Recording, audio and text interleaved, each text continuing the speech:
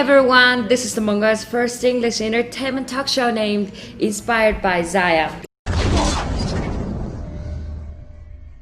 I didn't study English language in abroad, but through my little bit English, I just want to introduce really skilled Mongolian young representatives.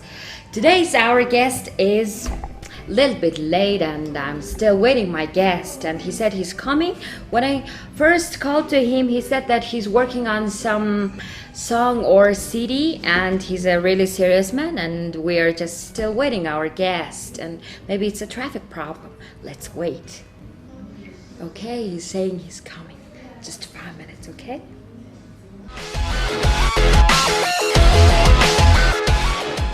Hi again, everyone. Our guest is already here, and first of all, thanks for coming. And how is your weekend? Well, thank you so much for inviting for this new entertainment program. Thank you. Which it's quite new for me because I never had a chance to attend such English talking Mongolian entertainment program before, but looking forward, it will be fun. Yeah, it is also so strange and so interesting for me to you speak in English. How do you study English language? By myself, just kidding. I was studying in the States, yeah, for back in 10 years, yeah. Oh, I see. Yeah. What did you do there? Well, actually I'm an anthropologist, and also I'm a music researcher. I started my educational system in Ulaanbaatar, Mongolia back in 1990s in a class of social and philosophy. Okay. So in a same time period that I was I graduated with same thing is a culture researcher. So yeah, so I have a double profession, and since that, yeah, but the last 10 years, and end up doing a lot of this entertainment things, like in music and stuff like that. Why you decided to work in this sector? Now you work, I think that you work in as a composer and a producer, I think. Well, yeah, well, since I come back from States, I was actually really interested of development of Mongolian modern music and stuff. So there was missing some points and something was missing. So I thought, well, maybe I will try my best to just back up and help the local music industry and stuff. But somehow it turns a very serious business for me. Very serious. Then, how serious is it? Well, I can't maybe exchange my current interest for anything right now, because it's very creative thing, you know. So yes, I'm very creative person, so I can't stay a day with no creativity. So yeah, something like that. Yeah. I really remember and really proud of you that you composed a lot of hit songs. And how many songs did you compose? And a lot of hit boy bands and girl bands. Yeah. Obviously, I was not composing for hit. You know, it was just to do my own things, and from my angle, from my point of view, and I want to make music more like a brighter and more fun, you know. Yeah, more so fun. A lot of my music stays on more like dance type of music, you know. Because that was the missing part of the music that time. Because everybody is singing slow songs, country songs, hip hop. Yeah, it's and all stuff same. Like, yeah. So I remember I was doing this local TV reporter anchor, Dizzy Man. Oh yeah. His project was quite interesting. Yeah, you produced him, yeah. Yeah. So that was quite interesting project. And since that, I was doing a lot of dance tracks and stuff like that. Yeah. Yeah, I remember your songs, for example, "Hotline" by Yeah, Kiwi, yeah. and you wrote all the English choruses. I yeah. was singing there too. Oh, really? Yeah, I mean, Which voices were there? well, the main parts always will be sung by by me, I or see. sometimes it's my partner Zizi was also singing some parts. Yeah, honestly, this is my friend, and he said you first composed the music, and he's of course the lyrics writer. Yeah. And, Well, I think that he has a feeling, and the funniest thing is he said to me that you composed the music first and you replaced the bad words first without lyrics, and he said to me that. No, it's just when you picking up the lyrics for somehow the bad things it's fine very easily than good Yeah. things, so we're just trying to find the construction of the lyrics, and so that's why we're just making fun and putting some funny words and stuff, but usually I find there's a topic, the main topic. Let's say if a hotline, so I put a hotline and ask Zizi write down everything what I was thinking. So he was actually printing out my thoughts on the paper. and yeah. on paper. Yes. Yes. Okay, I think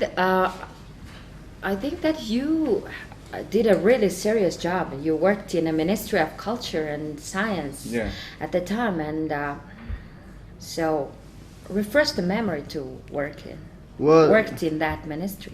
Well, I was not quite ready for that in the first place, because the previous Minister of Culture, Education, Culture and Science was asking me to work as director of culture sector of Mongolia. So it was quite challenging. So I accepted the challenge, and because my father, he used to do the same position back in 90s when he was also Minister of Culture. So and somehow I thought maybe it's like nobody asks you every day do such a job, Yeah, so I decided with my family and stuff, and said, yeah, why not, to try like. But it turns out like in 3.5 years I was working as conducting the culture sector. It was very interesting. I learned a lot of things. I met a lot of people. I learned to communicate with many different people and many different type of issues and stuff like that. Handling not the local, also internationally, with all the policy and stuff, and also law regulation and the kind of things, and also backing me up very well.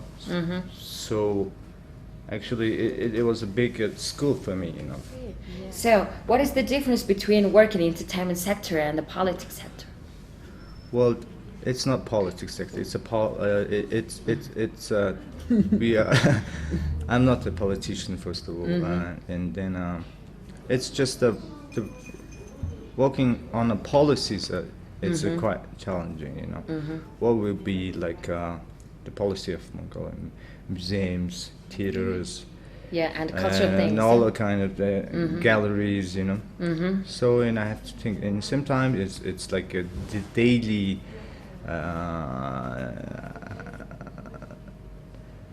communications with many different requests. Okay. It's very challenging. Because people think sometimes sitting behind the table and conducting a quite easy job, but it seems like for me it's most the toughest thing. And you are serving for people, not people serving you. So it's quite. You have to understand it's not about you. It's all about everybody, So exactly. And you get really tired. And the health issues really was going down, and also no really pointing and paying attention for my family and stuff. So yes, exactly. it's very tough. Yes, but now I'm very glad that I'm quite, not that happy to be free. But you know, I'm not saying because I like to be as a free person because, as I said earlier, I'm a creative person. Yeah, so I like to do anything what I want to do. You know. Yeah. And that's very important issue. You know. Yes. On everybody's life. It's the happiest thing in your life is do whatever that you like it and own it from it, you know. So definitely. That's the was a point. Yeah, I heard that you had a cancer from my friend, and now how are you feeling? Luckily, I did. How can you say luckily? Well, it's a thing. I mean, that thing has changed my life. In 100%. Because and I was not happy with my life before, and everything. I was very judgmental to everybody, and things kind of things like that. And I was thinking very self-esteem person, but after the thing, you realize how beautiful life is, and how it's very important thing to understand that the value of the life is not all about your needs. It's just you have to enjoy what you have, and that's very important. That's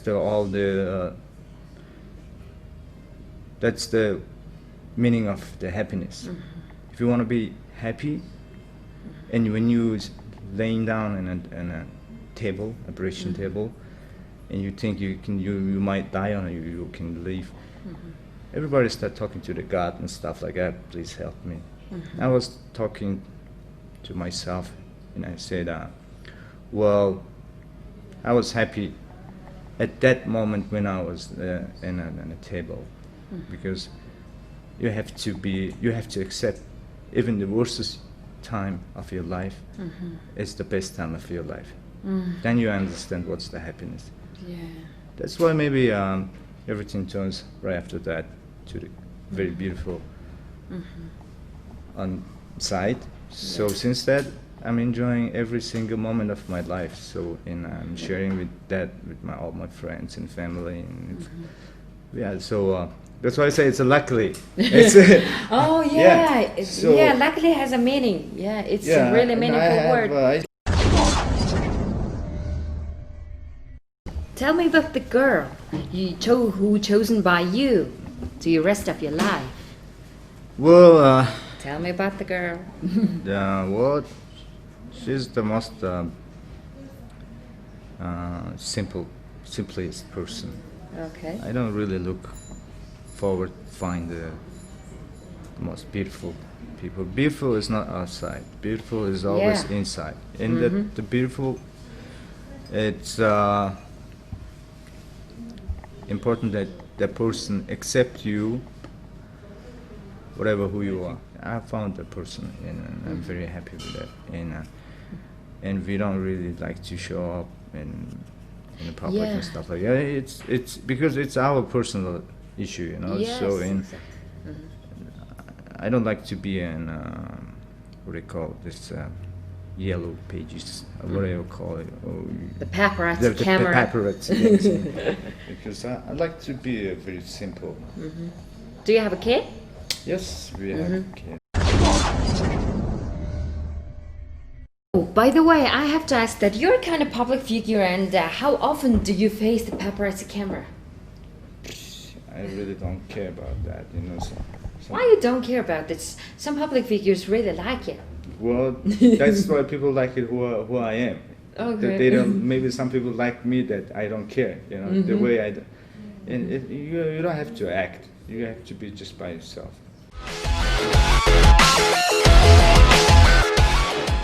This is the talk show inspired by Zaya. Our talk show is reaching to you from the Turning Point Cafe, which locates the left side of Beatles statue at the downtown. Okay, when I meet you and when I talk to you, I really have to ask you about your father, definitely. Okay. Okay. Please talk about him. Do you really miss him?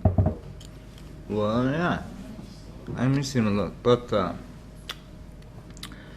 well, a lot of people. We are very different people, you know. Really? I mean, social always like to replace the good people with with somebody, like especially with kids. And they required me as the same person as my father, but which is not gonna happen. I'm a totally different person, and but genetically we all have sharing a lot of same habits and stuff like that. Maybe the face or maybe the voice, but inside we are very different people. How And I different never had is- a chance to learn much from him because, as I said, I've been raised in my grandparents' family, so they were obviously students when I was born. So they left me with my grandparents. So that's why even later on we still never had a much chance to talk with my parents. Well, right now I'm very close with my mom because I mean,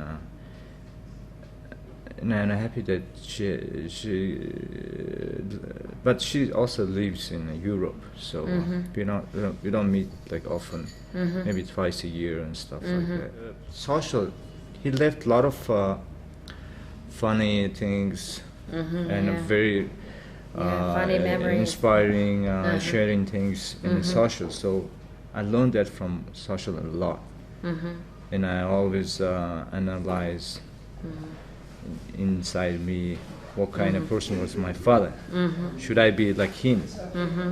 Why he been such a enormous famous person? Yeah. You know. Yeah. But it's his life. So my life is different. Yeah. What did you feel when you sing with your father's band on the scene? How did you feel about that? It's been such an honor. Yeah. Yeah. Well, what I say, it's an honor, you know. I mean, they ask me, not respecting me who I am, to tribute in just to bring back the good memories. So the concert cannot be without my father's part. But being me in a concert is at least covers like 25%, you know. So that's why it's such an honor, and I want to thank that everybody who was involved in that concert, and especially his friends and organizers, to ask me to be in that concert. Yeah. Yeah. You mentioned that you raised by your grandparents, and what was the memorable experience with your grandfather? I learned a lot of old Mongolian talking. Yeah, wise words and idioms and stuff like that. Just like to eat all people's food and stuff. Just kidding. Yeah. And well, anyway, yeah. Because my grandfather was a quite famous person. Yeah. And that's why everybody who visit in his house quite interesting figures and also quite famous people. So, and that I always used to catch this some interesting things from the conversation, which just helps me until these days. You know, somehow my recording machine was quite good. You know, so I caught a lot of interesting stories, and I still like to remember and share with people and stuff like that. Yeah.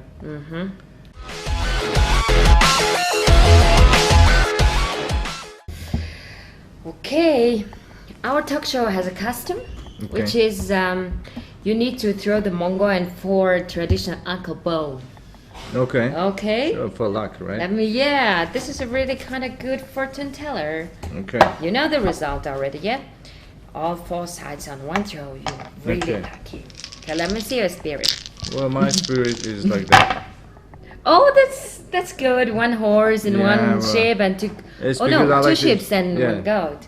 Yeah, you're kind of lucky and you're really spiritual man. Okay, it was really honored to talk to you and thanks for coming, and I wish you every success in your life and work in the future, and good luck for your CD works, and really thanks for you to share your experience and share your thoughts. Cool. Really thanks for coming. Yeah, you're very welcome. Thank you very much. Wish you all the best. Yeah. Yeah, thank you so much. It was the Mongolian first English entertainment talk show inspired by Zaya. I just want to say one thing is, you should study foreign language because you can have a lot of successes and you can have a lot of opportunities. Everyone has their own life and each wish goes for the future. Please love the life, guys. See you next week.